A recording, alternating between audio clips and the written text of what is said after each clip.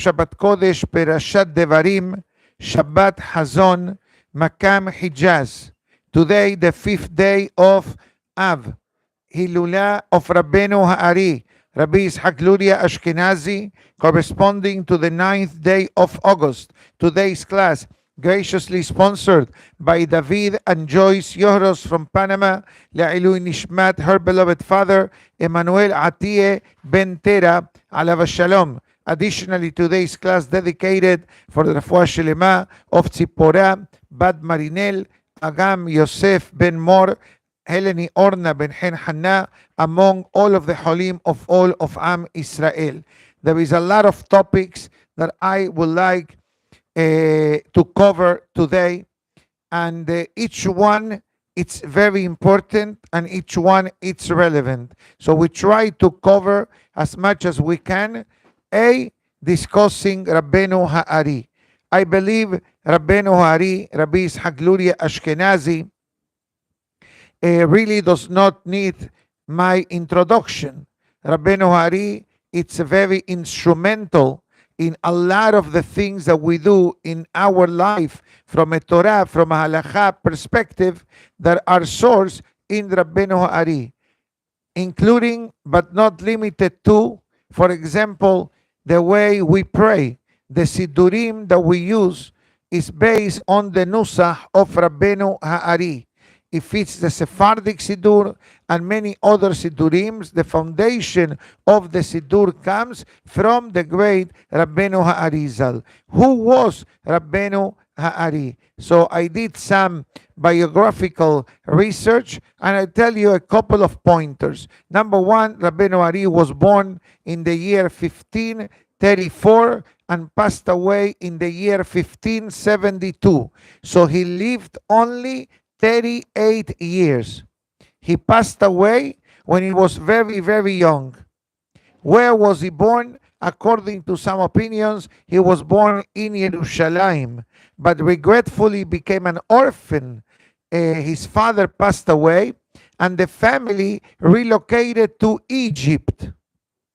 So Rabbenu Ha'ari lived most of his life, if I understood correctly, or maybe at least 50% of his life, in Egypt. He was raised by two different uncles, and the second one was called Rabbenu Bezalel Ashkenazi. He was the author of the Shita Mekubeset.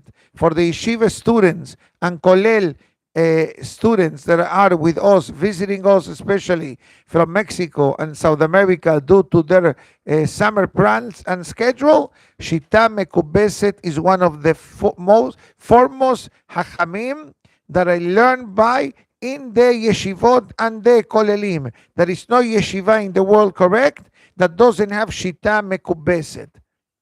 Shita Mekubeset was written by the uncle of Rabbenu Ha'ari, and he was actually the one who educated Rabbenu Ha'ari and raised Rabbenu Ha'ari, that eventually became this great Mekubal towards the end. If I understood correctly, in the late 1560s, he moved to Eretz Israel, eventually settled in the city of Sfat. It is says about Rabbenu Ha'ari that he merited to have Gilui Eliyahu, that Eliyahu Navi learned Torah with him, something that according to the biography, the same zechut happened to the father of Rabbenu Ha'ari, and we know the rest of the story. Rabbenu Ha'ari is buried in the city of Sfat, in the cemetery that we discussed the other day on the Hilula of Rabbi Moshe Cordovero, all the mega tzaddikim, Rabbi Yosef Galimidi, Rabbi Moshe Alshich, Ha'ari, Rabbi Moshe Cordovero, Rabbenu Eliezer Askari, from Sefer Haredim, Shlomo Levi Alkabetz, from Lecha Dodi. All of these tzaddikim live simultaneously on that same generation of the golden era of Sephardic Kabbalah in the holy city of Sfat. Now, needless to say that usually through the years, thousands go and visit the kever of Rabbenu Ha'ari. But this year, unfortunately, due to the current situation in Eretz Israel, there is no official Hilula organized. I believe the access is very limited, is under governmental control, because now we're dealing with pikuach nefesh, and we don't want that our cousins knowing that thousands of Yehudim are gathered in a tiny place. If you ever go to the Kevarim in Tzfat, it's a tiny area where the kever of Rabbenu Ari and these tzaddikim are. So to put so many people together at the brink of war, it's a matter of pikuach nefesh. But as we said often in the past, we don't need to go to Tzfat to be with Rabbenu Ari. Rabbenu Ari is with us today. And I'm not exaggerating. You believe it? Hazaku Baruch. You don't believe it? Take my word for it. That's our holy rabbis tell us, that every time that we speak and learn about the life of the tzaddikim, but we don't only speak about the biographical facts of the life of the tzaddikim, we learn writings and matters that our tzaddikim wrote.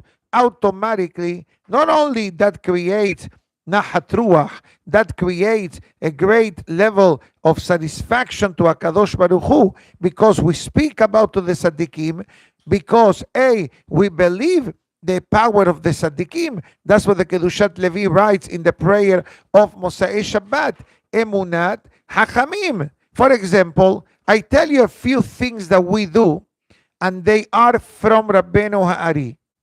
I'll tell you a few, scattered. For example, the Sidur. I already said this in the beginning, the foundation of the Sidur. That there are a couple of tweaks between the Moroccan Nusach, the Shami Nusach, the Halebi Nusach, the Lebanese Nusach, Rabbenu Ari from Lubavitch Nusach, Hasidic Nusach, Ashkenaz Nusach, Sfard Nusach, Nish Gefährlich. It's not the end of the world, because every community made tiny adjustments because of their tradition. But the bulk of the Sidur is based on Rabbenu Ha'ari. Another example that we all do, the Haggadah of Pesach, the Seder of Pesach, the way we set up the Ke'ara. We follow the order of Rabbenu Ha'ari. How is the order of Rabbenu Ha'ari? I'm going to draw it here without, it may look like a smiley face.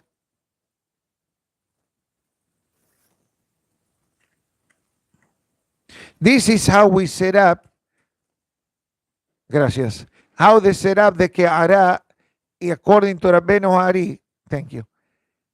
Segol. You see the Segol? 3 dots, 3 dots. That's how we set up the Ke'ara according to Rabbenu Ha'ari.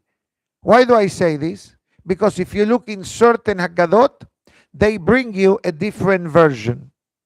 Also the way we set up the matzot, the 3 matzot, etc. These are only 2 minuscule and tiny examples of Rabbenu Ha'ari. But I did further research, and I'm going to share with you very quickly a handful of items in our daily life established by Rabbenu Ha'ari.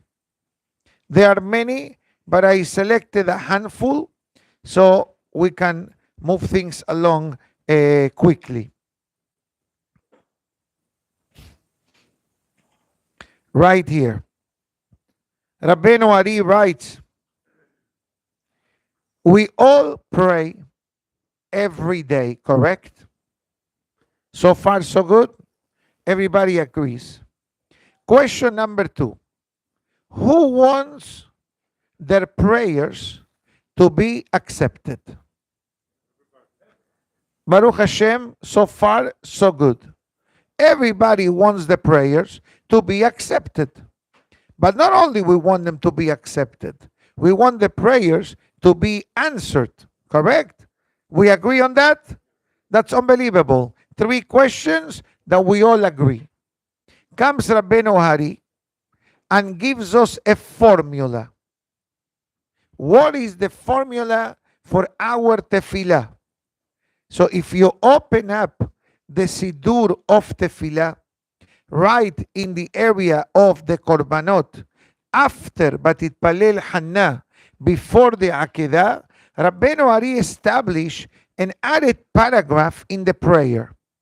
And what does the paragraph says? הריני מקבל עליי מזבח עשה של ואהבת לרעך כמוך. I'm so happy that the Kahal knows this and the Kahal says it. And do it. So it says, Rabbenu Ari, I take upon myself the positive commandment of loving everyone like I love myself.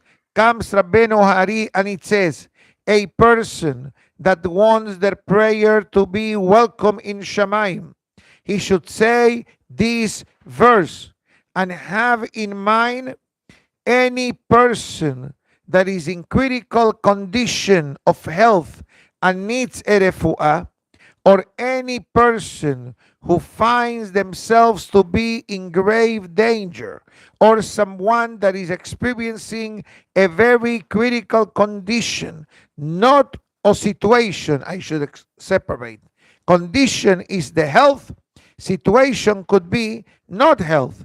It says, Rabbenu Ha'ari, have this in mind, and this will expedite the delivery of your prayers. You know why? I believe, here doesn't say the reason why, but I believe, that's my humble opinion, and if I'm wrong, I'm okay. Because we are interceding, or we're trying to activate Rahamim from Shamayim for someone else. And the Gemara in Baba Kama, I believe, tells us this guaranteed return, that when we pray for someone else and we happen to have the same need, HaKadosh Baruch Hu answers both prayers, the one that we pray for and by default our own prayer.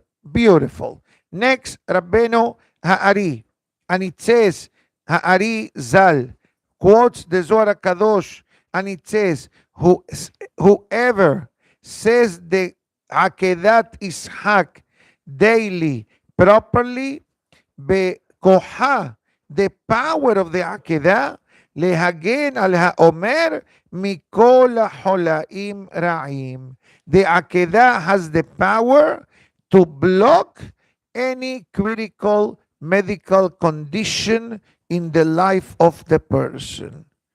Unbelievable, tiny messages from Rabbenu Ha'ari on matters that Baruch Hashem we are already doing. I believe that we say Hareni Mekabel. I believe that we say the concept of the Akedat Ishak. Let's read one or two more. Comes Rabbenu Ha'ari, and this is something that we get to do every time the Sefer Torah comes out. Rabbenu Ha'ari speaks about the power of looking at the Sefer Torah when whoever does the Jilyan brings the Sefer Torah out open, find a word that begins with the first letter of your first name. If your name is Mordechai, you look for the Mem. If your name is Moshe, you'll find Moshe. It's easy. If we have any of the Torah names found in the Humash, chances are that you're going to find it easy. Moshe, Aharon, Miriam, the Shevatim, Abraham, Ishaq, Yaakov, scattered. Obviously, if your name happens to be, let's say, Mordechai, you're not going to find the name Mordechai, but you're going to find the name Morderor. Or you're going to find the name of Moshe. Because the name of Moshe, Meir, for example, your name happens to be Israel, is easy. In this week's parasha, you can even find Yosef. Yosef, Alechem Kachem, Elef Pe'amim. Even though in that word, the word Yosef is not a name, but guess what? For me, I'm happy. I look for the word Yosef, and I'm very happy. And says Rabbenu Ha'ari that these bring a tremendous amount of godly light upon the person. And the Kaf HaHaim reinforces this concept. Rabbenu Hari says that not only look, besides what the Kaf HaHaim wrote and others, to look at the word that begins with your first letter of your first name, with the first letter of your first name, but Rabbenu Hari says just by looking at the letters of the Sefer Torah, that brings an unbelievable amount of light and kedusha to the life of the person. The truth is that there are a lot of matters that we do connected to Rabbenu Hari. One of the things Rabbenu Hari, and by the way, Rabbenu Hari is beloved and respected by everyone. There is no one who argues about the essence and the greatness of Rabbenu Hari. For example, if you look at the Hida, Kaf HaHaim, Ben Ishai, Hacham Obadiah, Yalkut Yosef, and others, endless of times they quote Rabbenu Hari. Why? Because Rabbenu Hari, what he did was took all the Kabbalistic matters and elements. Let's go back in history. How did it work? Moshe Rabbeinu, as we learned the other day, gave the Torah to Am Israel. But the hidden aspects of Torah, we don't find anywhere through Moshe Rabbeinu. We find the Torah, obviously, halachot, but who exposed to the world the topic of Kabbalah?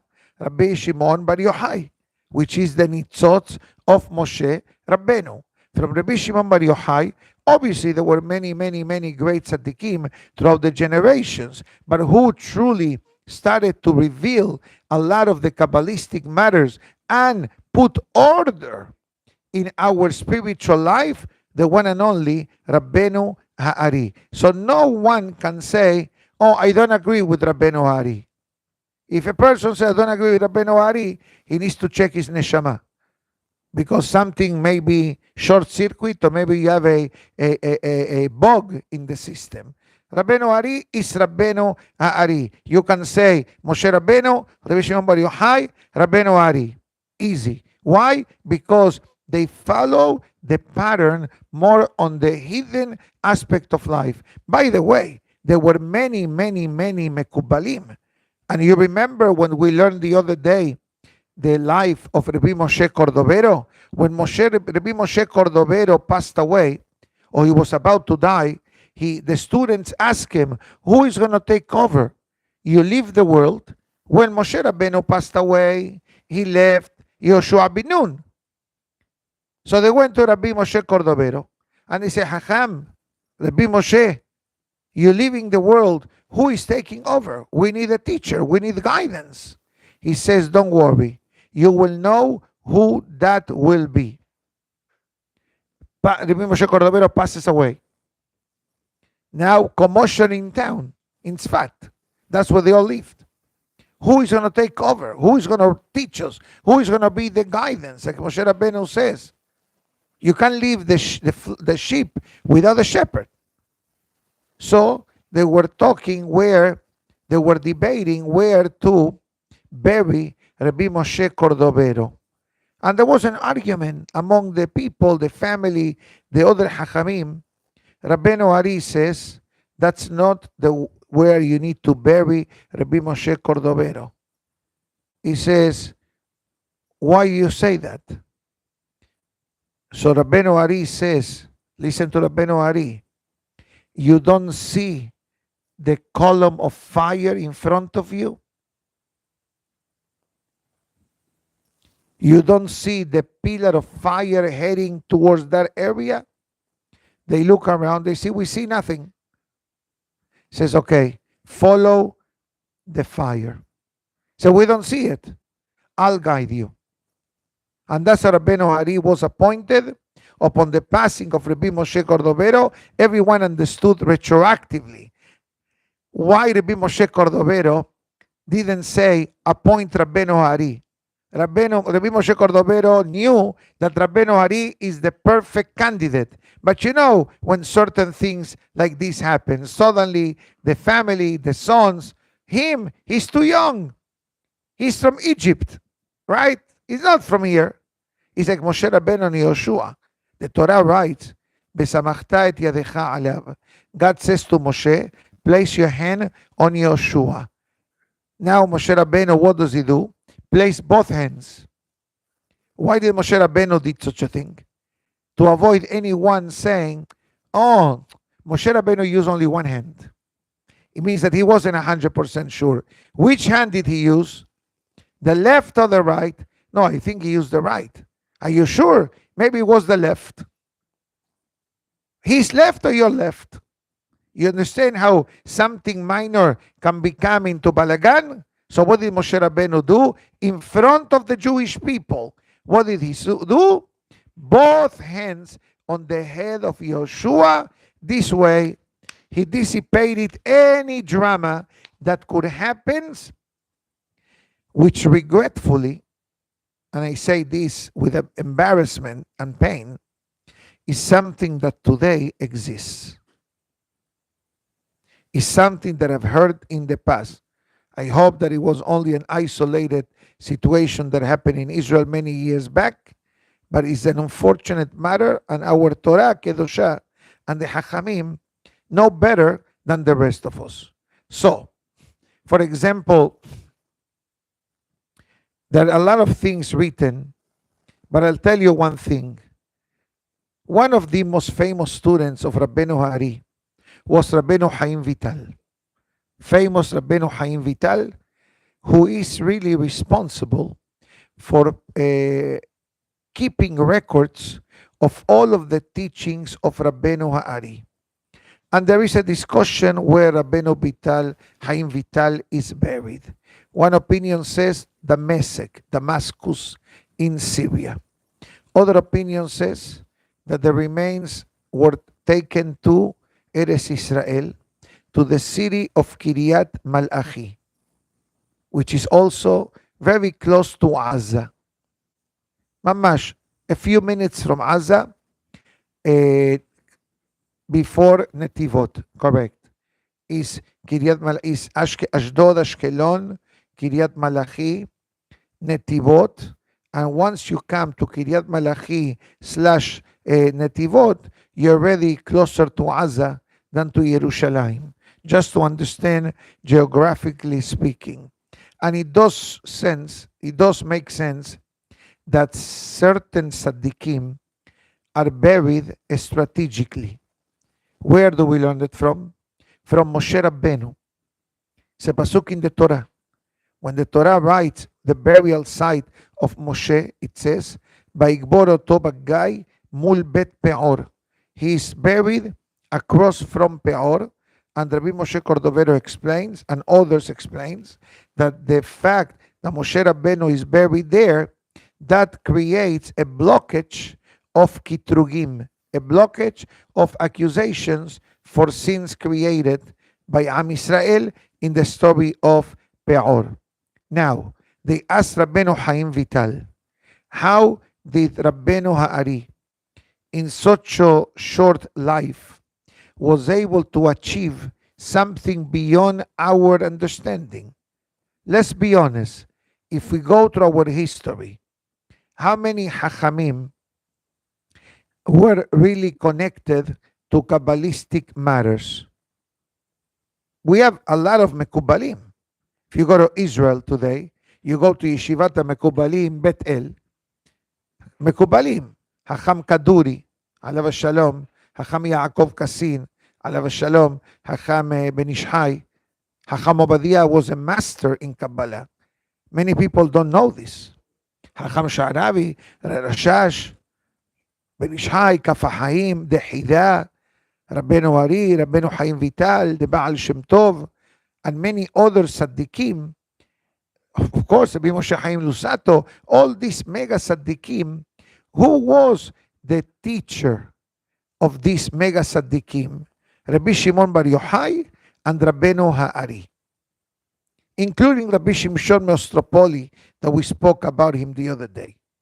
All these Hachamim, their teachers came from Shara Kavanot, Eitz Chaim, Rabbenu Chaim Vital. So they asked Rabbenu Chaim Vital, how did Rabbenu Hari achieved such a lofty level of godliness. Because what is Kabbalah? What is the hidden aspect of Torah?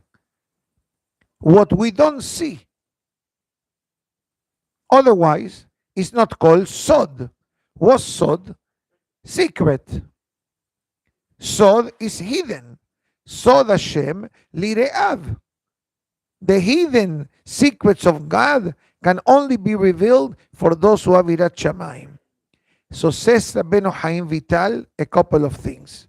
I'm going to tell you number one what he says. Rabbenu Ari will invest 1 week on selected chapters from the Zohar Kadosh, and he will get divine inspiration to the understanding. And often happen that Rabbenu Hari will not go to sleep that night until he had a clear understanding of the Zohar Kadosh. One. Another one, Simcha. Rabbenu Hari was a very happy person. I said this yesterday in the Ereyat.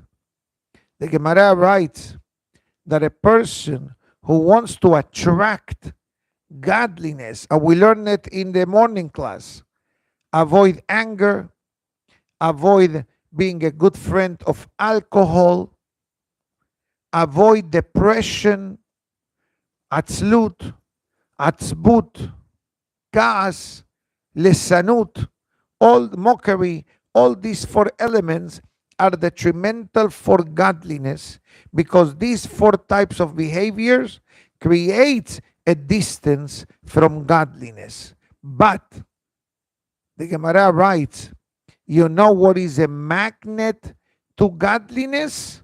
Simcha. Happiness.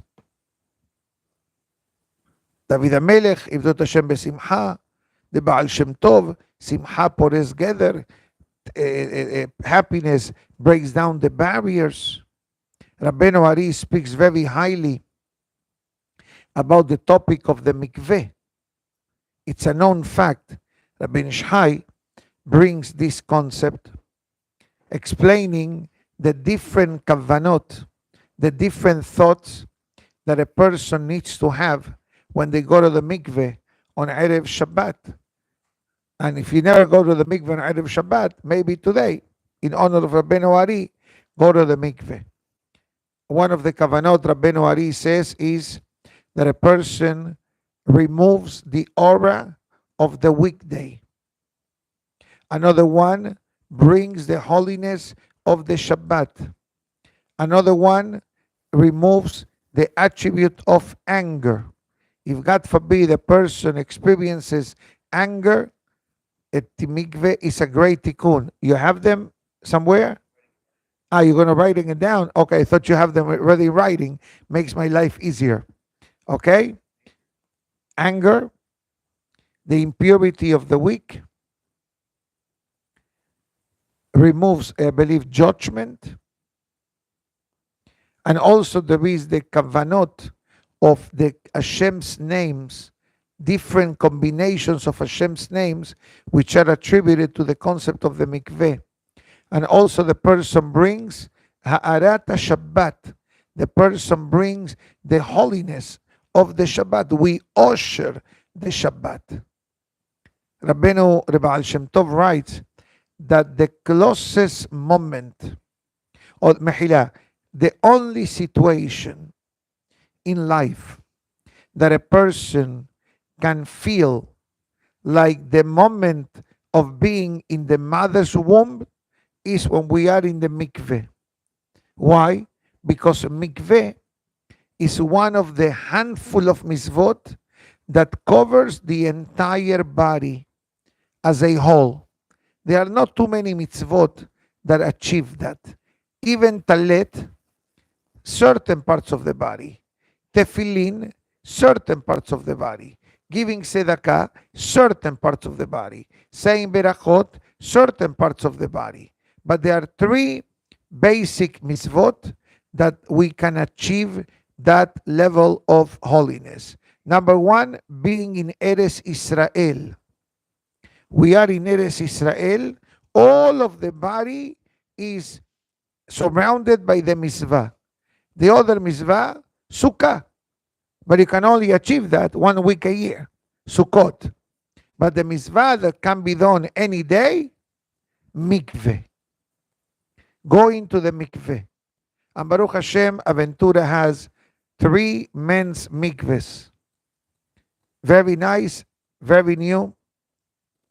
And we have for ladies and kelim, but other synagogues don't have that, and therefore they have for men. So Baruch Hashem, we have access to them. One is in Aventura Chabad North, Aventura Chabad South, and the Breslev Center in Aventura. These 3 shuls, literally 5 minutes from our synagogue, driving, they have men's mikveh. Some of them may open only after 1 o'clock, and I believe that all of them do provide, they are fairly new mikveh, less than 4 to 5 years, maybe even less. Towels, showers, very clean, very organized. And if you're able to go today, even if you never go, maybe today is definitely a good time to go. Now,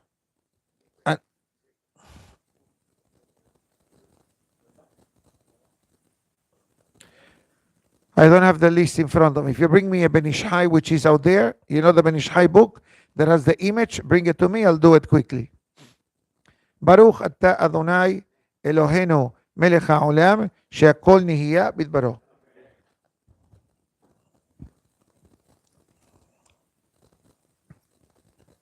Not only that, I'll tell you one personal thing that I personally do.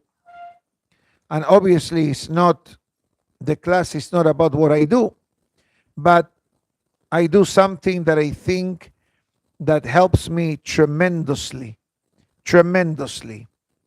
But before I'm going to say that, he's looking for the Ben Ish Chai, which it could be, you found one?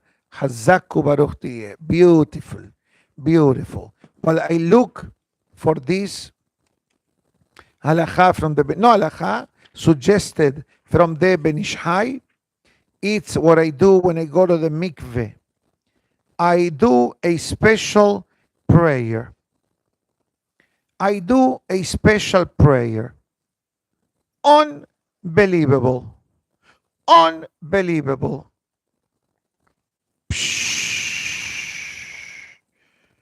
Wow.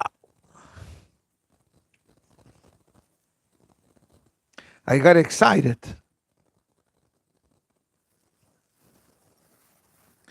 Wow. It's too deep. But let me just find one more thing.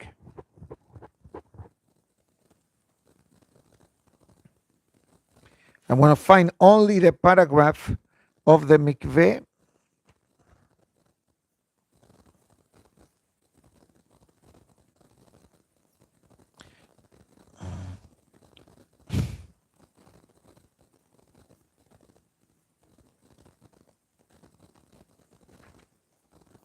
No. Right here, I found it. Give me a minute before I read the Ben Ish Chai.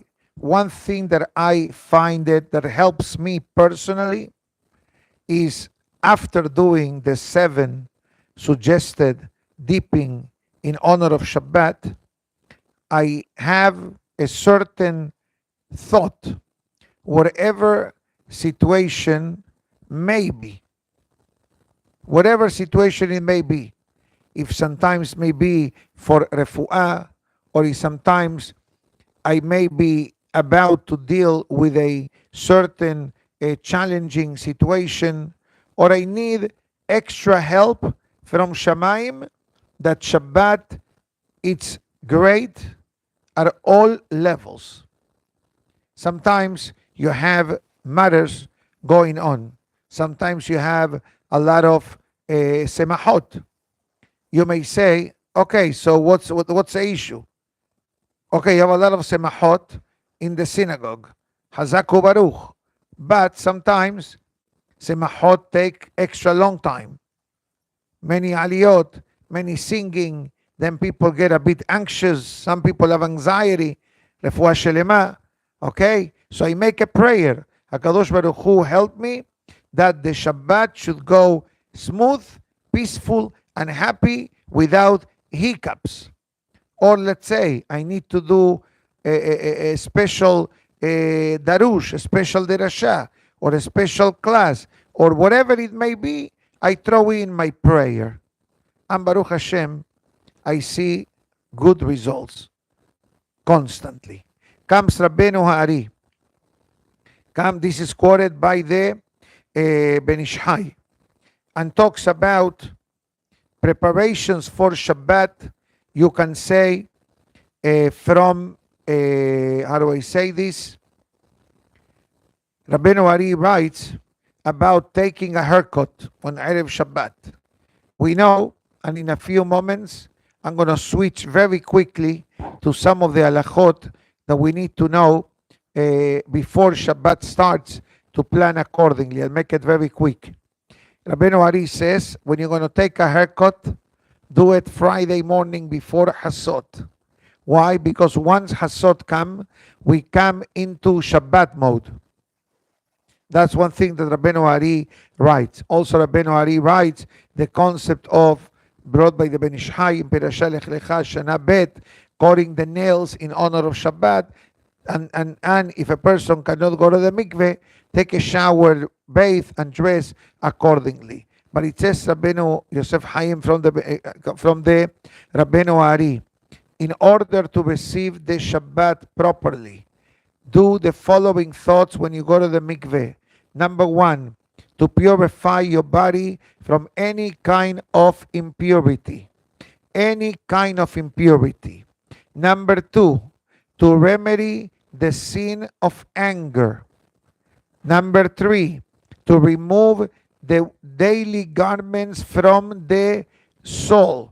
The neshama has different segments.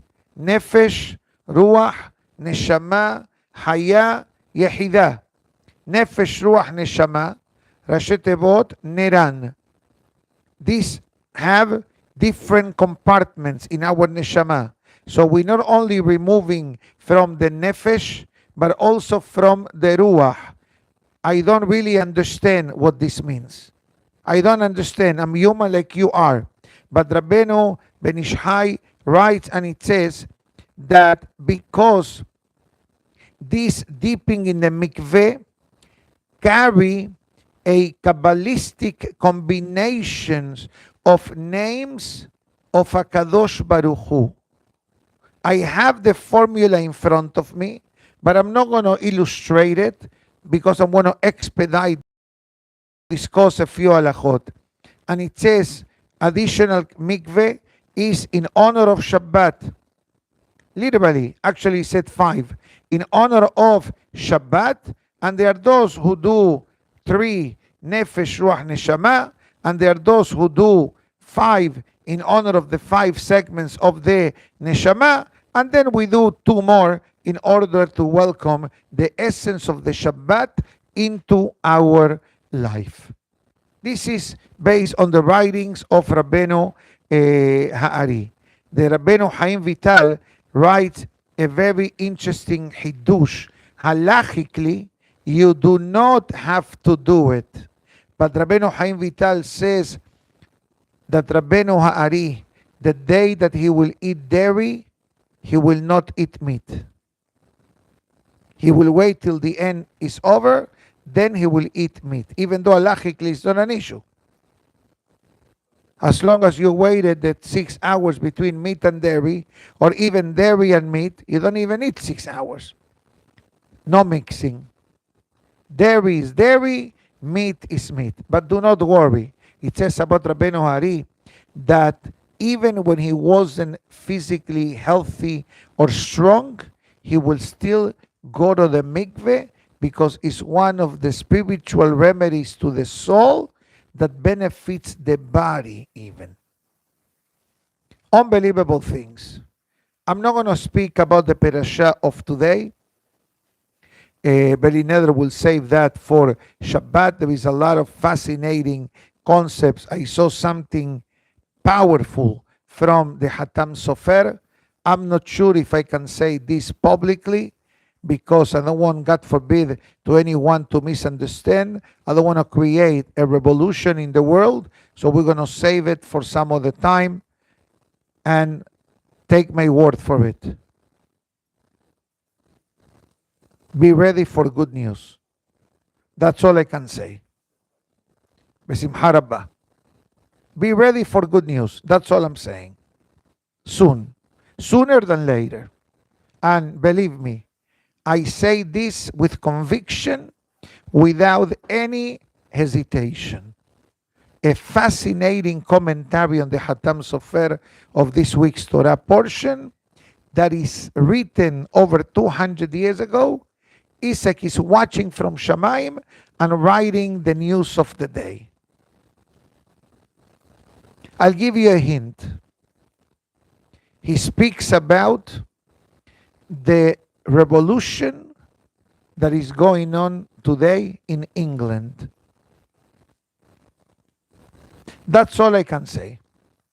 Don't ask me for more.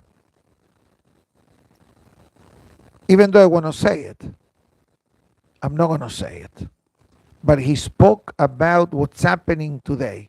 You know what's happening in England? You know what's going on? Revolution. With the Islam, right? With the Arabs.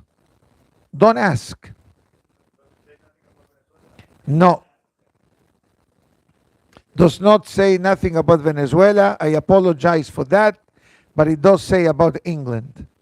So my suggestion is make sure to have a nice suit to welcome Mashiach. That's all I'm saying. No more than that. When? I don't know. If I know the answer, I'll tell you. I think that the potential starts Mosai Shabbat. Because Eliyahu Navi comes Mosai Shabbat. And it's the week of Tisha B'Av. As I said in the past, there is no better time of the calendar for the days around Tisha B'Av for the Geula. Is the potential. That's why the Kedushat Levi writes in this week's Aventura, Hazon Yeshayahu ben Amos. Why is it called Hazon? The vision. It says that every Yehudi in Shabbat Hazon, based on their spirituality, is able to sense the Bet HaMikdash. The vision of the Bet HaMikdash. Kedushat Levi says that. Very quick halachot, and I apologize that it's so late in the game of being already 10:05. But I'm going to go very quickly to some of the halachot that we learn inside. We know that the halacha changes on Mosai Shabbat. Mosai Shabbat, it's called Shavua Shechal Bo Tisha B'Av. I'm not going to concentrate on Tisha B'Av proper. We'll wait till Mashiach comes. Because what happens if Mashiach comes Mosai Shabbat? So, but I need to prepare. Because at the end of the day, we see each other in Yerushalayim, Eir HaKodesh, or at the airport. At the airport, we have to take a flight. It's a pasuk. Uru im ananeh shemaya. You're going to fly to Israel. The question is, how? Are you going to fly from the airport, or you're going to fly with the synagogue? Depends. Which is your synagogue? Depends if you come to the synagogue. If you don't come to the synagogue, you may have to go to the airport. If you come to the synagogue every day, you may have a chance to go together with the rabbi and everybody else. That's what's written in the holy books. So, for those who go to 17 synagogues to pray, find your own place. Find one shul to pray, because it will make a difference. I saw once written, Mashiach comes, he's going to go to the rabbi of the shul. Okay, rabbi, tell me who comes here every day. Who comes here once a week? That's what's written in the holy books. That's why David HaMelech says, Ashrei Yoshebe Betecha. Ashrei yoshevei betecha. The shul is your home. But we'll save that for Sunday, Monday, Tuesday. Let's go very quickly. From Mosai Shabbat, we start with the halachot of known as Shavua Shehalbo. Number one, that means that we start with a couple of limitations. As I said earlier, today you're able to take a haircut. If you shave, you take a haircut, you're allowed to do it today. Once Mosai Shabbat comes, nothing till the end of the Ta'anit. That's easy to understand. Taking hot showers. We don't take hot showers from Mosai Shabbat till the end of the Ta'anit. But because most of us cannot take cold showers, then you're allowed to add a bit of warm water, hot water, to mitigate the coldness, and you wash without singing under the shower, without going under the jacuzzi and taking a half an hour shower like some people may do. It's in and out for nikayon, and this is only up to the Ta'anit. Obviously, we'll save the halachot of Ta'anit for after Shabbat if necessary. What else? Eating meat. We're not eating meat since the end of Rosh Chodesh. Now, I'm saying just general halachot. If you have a specific case, if you are here, feel free to reach out. If you're out of town, contact your local rabbi. That's a good thing to train yourself to do. Although many people contact me with a lot of questions, which I don't mind at all, but there's certain training that we must do to be connected with the Hachamim. So the short answer, what to do with the leftover meat of Shabbat. It's very gray area in the halacha. The halacha discusses if the person eats meat every Mosai Shabbat or not.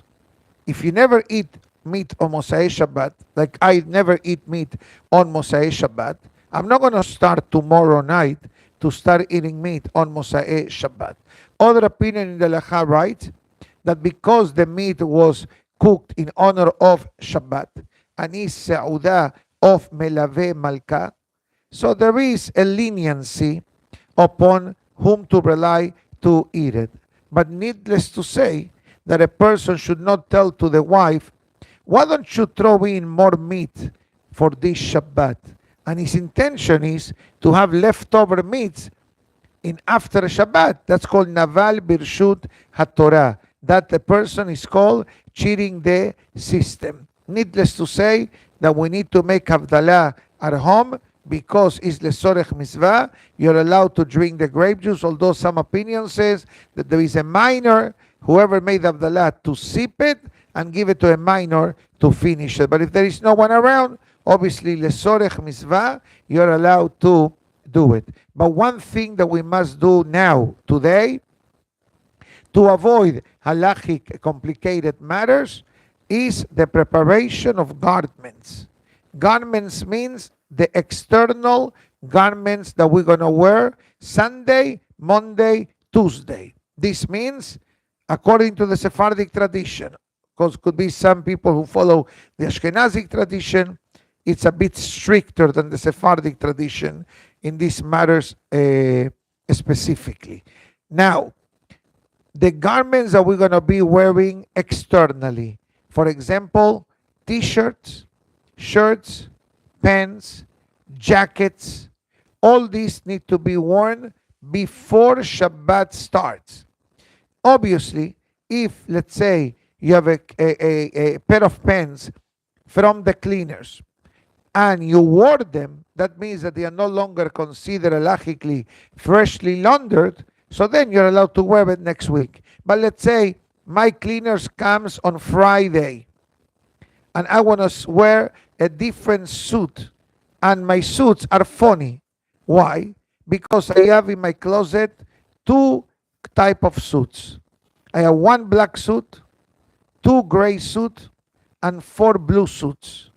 So when I wear blue suits, you don't know which suit. I know them because they're a good friend of mine. I have the darker blue, the blue with like this, with checkered. I have the blue with a line in the middle. I recognize them. So even though to the naked eye it looks, oh, the rabbi wears the same suit. No, the rabbi does not wear the same suit I have. So I go to the closet. I know them. They are my habruta. We spend quality time every day together. So I know who they are. But let's say that you don't have a limited color like in my case. So then you got to see if the pens came from the cleaners, wear them today for half an hour, take them out, put them back in the closet hanging neatly, and then next week you can wear them. Okay? But let's say that they came from the cleaners last week, a week ago, and you already wore this pair of pants for one day this week. So that garment is ready. You don't have to do anything. The most critical that it requires is the shirt or the undershirt. So you already have my 3 shirts prepared at home. Are 3 days, Sunday, Monday, Tuesday. So I have my 3 shirts prepared at home. I rotate my suits, so I already have my suit ready. So my suits and shirts are ready. Shoes, you don't need to prepare. Undergarment, you don't need to prepare. And nothing that is not externally worn, it needs to prepare. We borrow some halachot from the laws of Avelut. God forbid, if somebody is sitting Shiva, you know that they don't change the garment for 7 days, correct? With the exception of Shabbat, they wear the same shirt, the same pants, the same jacket during the week of the Shiva. So we have a minimized, subsidized Shiva just to do some type of physical change in our day-to-day life to understand a bit the mourning period of the destruction of the Bet HaMikdash. Now, somebody asked me if ladies or children need to do this. So my limited research and knowledge is that children don't need to do this unless you want to train your child 11, 12 years old. Okay, prepare 3 shirts for next week or 3 t-shirts. Kids now in the summer, they wear casual clothing and gives them a bit of a sense of what Tisha B'Av is. Ladies, I will say that they're not much different than men, although the halacha, it is lenient in the case of ladies. So if a lady wants to prepare, let's say, 2 skirts, 3 skirts, depending on, the lady's style, and the shirts, maybe prepare them half an hour, put it on, take it out, put it in the closet, and Shalom Al Israel. The idea is that we share in the Avelut of HaKadosh Baruch Hu. Because at the end of the day, what does it mean that the Bet HaMikdash is destroyed? Besides what it means to us, we are in exile and we are exposed to a lot of situations which are unfortunately challenging and difficult for the Jewish people. But as Eliyahu Navi Zachur Letov writes in the Patah Eliyahu, Shechinta Begaluta, God is also in exile. It's not like, imagine your house is destroyed. Imagine the feeling of those who live in the northern part of Israel, evicted from their home because of the threat of war. Or the thousands of Jewish people that were evicted back then, also in Tisha B'Av, I believe, Gush Katif. Remember the Gush Katif? The orange shirts, the orange flag. Thousands of Jewish people evicted to be given back the land to the Hamas and the Gaza and all these enemies of the Jewish people. I believe it also happened on Tisha B'Av or around the days of Tisha B'Av. Imagine yourself, you are evicted. You know all the drama that brought to thousands of people. We cannot understand what is the meaning of HaKadosh Baruch Hu being in exile. And that's what we say, Aimo Anochi Besara. HaKadosh Baruch Hu is in exile with our exile. So the least that we can say to HaKadosh Baruch Hu, I understand what's going on. Aimo Anochi Besara. I'm going to be with you. That's the reason why our Hachamim established. And guess what? We need to be thankful that this is what we have. Look at this chart. We put out this chart with the different situations, when to when applies. You see the color green, red, yellow, and you see most of it green. As the weeks go by, now we switch. Green, black, red, Now comes the final 3 days, red, red, red, red, red, red, red, red, red, red. Now suddenly it became mostly red comparing to the green that was in the beginning. Our rabbis tell us that in the merit of a person following the laws of Avelut, and this concept is not limited only to Tisha B'Av, but actually, God forbid somebody sits Shiv'ah and observes the laws of mourning accordingly. That is a tremendous amount of tikkun to the neshama of the one that passed away. Unbelievable. So we can take the same concept in these laws. Yeah, it is not comfortable that I need to prepare 3 shirts, but I'm doing it for God. I'm doing it to tell God, I feel your pain. I also want the Bet HaMikdash to be built. Maybe you want it because you want to take a hot shower every day. Maybe you want it because you don't want to pay a mortgage every day, every month. I cannot guarantee you that when Mashiach comes, you will not have to pay a mortgage. I'm telling you now in advance. In the beginning, the building will continue. What's going to be a month or a year later, nobody knows. And whoever tells you that they know, they don't know.